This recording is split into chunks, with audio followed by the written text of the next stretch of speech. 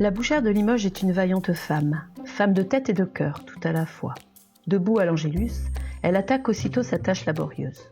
Les soins du ménage, la vente à l'étal, les manipulations les plus repoussantes du métier, rien ne la rebute, elle suffit à tout. Le seul moment de trêve qu'elle s'accorde est celui où vous l'apercevez, l'aiguille à la main, raccommodant les vêtements de la famille ou promenant le peigne sur la tête ébouriffée de sa progéniture. Quelques années de cette existence, les fatigues de la maternité, ont bientôt flétri l'éclat virginal, une exubérance de santé qui semble faire partie de sa dot. Le mari, qui passe sa vie aux foires ou à l'abattoir, se repose aveuglément sur elle de la surveillance des enfants, presque toujours nombreux, de la prospérité de la maison. Il la consulte dans toutes les circonstances difficiles et sa grosse voix s'est trouvée pour elle des intonations douces et persuasives. Indépendamment des ménagères qui achètent à la vue en défilant dans la boucherie, chaque bouchère a sa clientèle particulière qui remonte souvent à plusieurs générations. Elle vous a vu, madame, pas plus haute que ça, suspendue à la main de votre mère.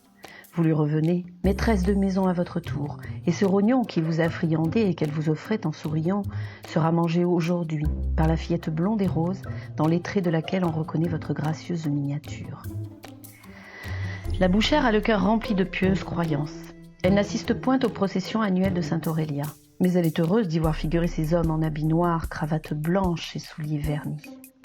Ce jour-là, elle ouvre son armoire, en tire l'un après l'autre les beaux habits, les bijoux qu'elle portait le jour de son mariage, chers souvenirs qui la rajeunissent. Et comme elle est femme, après tout, elle fait sa toilette tapageuse, rehaussée du bonnet à longue barbe en dentelle, rêve de ses 18 ans.